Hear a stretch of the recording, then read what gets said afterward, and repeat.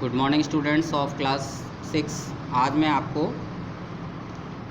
Chapter 9 का second video part आगे explain करूंगा। इसमें थर्ड नंबर से हम चलेंगे। थर्ड जो प्रोनाउन का टाइप्स है रिफ्लेक्सिव प्रोनाउन। ये reflexive pronoun shows the receiver of an action.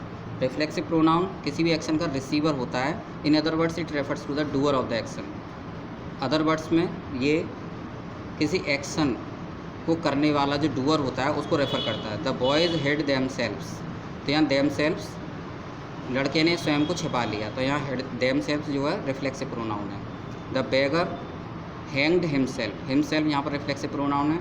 If you use this knife you will hurt yourself, अगर तुम ये नाइफ यूज़ करोगे तो अपने आप को नुकसान पहुँचा लोगे, तो यहाँ पर योर सेल्फ आता है। The old man covered himself with A blanket, तो यहाँ हिमसेल्फ ये भी यहाँ पर रिफ्लेक्सिव प्रोनाउन के रूप में यूज़ हो रहा है। A reflexive pronoun is formed by adding self और सेल्फ्स to personal pronoun.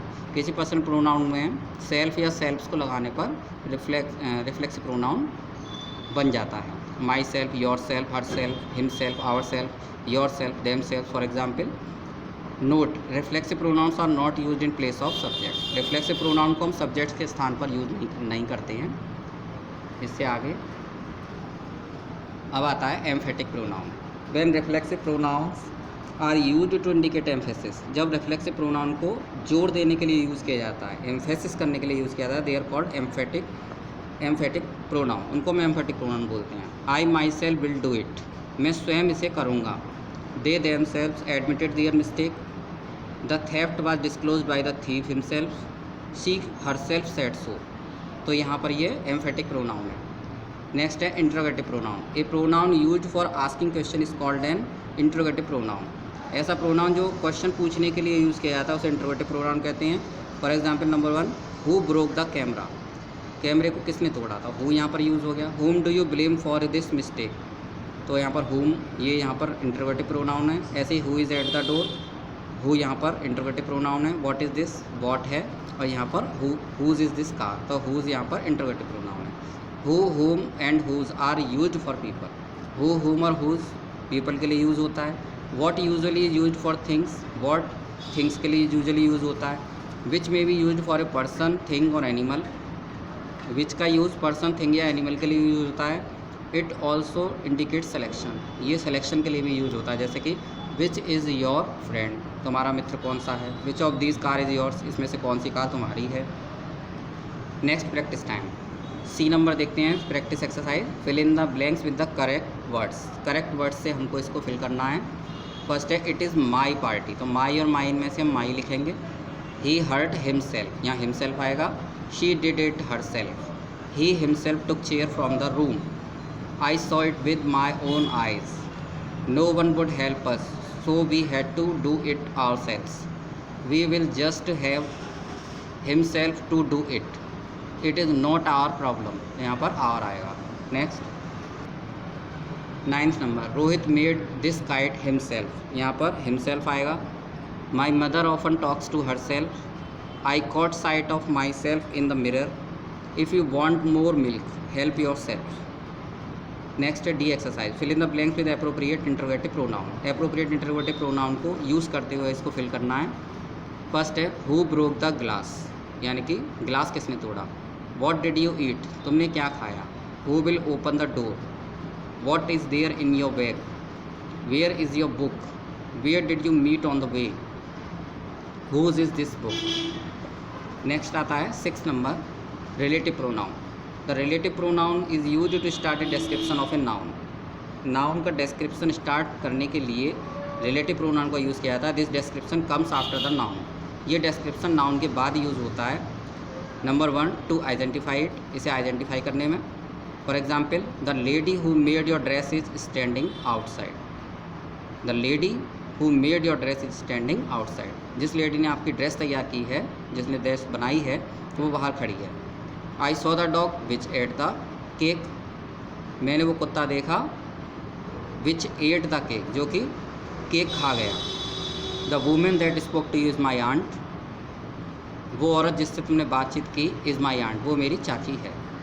To give us more information about it, इसके बारे में मोर इन्फॉर्मेशन देने के लिए। For example number 1, mister Gupta who runs a shoe shop is my maternal uncle. Mister Gupta जो कि शू shop चलाते हैं वो मेरे मामा जी हैं।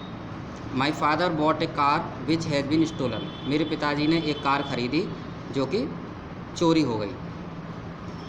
The letter that came this morning was from my father. सुबह जो पत्र आया वो मेरे पिताजी का था। The main relative pronouns are who, whom, whose used for people. Who, whom, whose people के लिए यूज़ होते हैं। Which use for non living things and animals. Which का यूज़ नॉन लिविंग थिंग और एनिमल के लिए होता है। That use for non living things and people.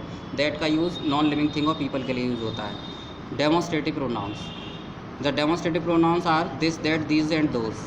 Demonstrative pronouns are used to replace specific things or people that have been previously mentioned or are understood from the context. Demonstrative pronoun specific thing और people को replace करने में use होते हैं that have been previously mentioned, जो कि पहले ही mention किए जा चुके हैं, और are understood from the context, या फिर कॉन्टेक्स्ट से वो समझ में आ गए होते हैं। नेक्स्ट अब है a demonstrative pronoun tells us whether it is replacing something singular और प्लूरल। डेमोस्ट्रेटिव प्रोनाउन हमें बताता है कि किसी चीज़ को सिंगुलर प्लूरल में रिप्लेस किया गया है या नहीं, and whether that this is close by A farther away, या फिर ये कितना उससे दूर है। For example this for singular and close by thing और पर्सन। दिस का यूज़ होता है सिंगुलर के लिए और जो क्लोज होती है चीज़ें नज़दीक होती हैं। दैट का यूज़ सिंगुलर के लिए जो दूर होती हैं। दीज का यूज़ प्लूरल के लिए जो नज़दीक होती हैं। दोज का यूज़ प्लूरल के लिए जो कि दूर होती हैं। So this is very smelly, you can smell that from here, these smell rotten, don't paint those. तो इस तरह से यहाँ पर इनका यूज़ होता है। नेक्स्ट है indefinite pronoun. An indefinite pronoun refers to a non specific person और थिंग। इंडेफिनिट प्रोनाउन का यूज़ नॉन स्पेसिफिक पर्सन या चीज़ के लिए होता है। The most common indefinite pronouns are all, any, anyone, anything, each, everybody, everyone, everything, few, many, nobody, none, one, several, some, somebody or someone. Like all pronoun and indefinite pronoun is a substitute for a noun. सभी pronouns की तरह noun के लिए भी indefinite pronoun substitute होता है। For example, number 1, all were adults. Do good to everybody. I do not know any of them. Someone has stolen my watch. Few escaped unhurt. Each of them phoned to thank me. Several of the paintings were destroyed in the fire. Fill in the blanks with relative pronouns. अब यहाँ practice time में देखते हैं exercise number ई। Number 1, इन सभी को हमें relative pronouns से fill करना है। नंबर 1 है everyone hates the person who tells a lie. प्रत्येक व्यक्ति उस व्यक्ति से घृणा करता है जो कि झूठ बोलता है। Our teacher likes the boys who speaks the truth. Here is this book which I gave you to read.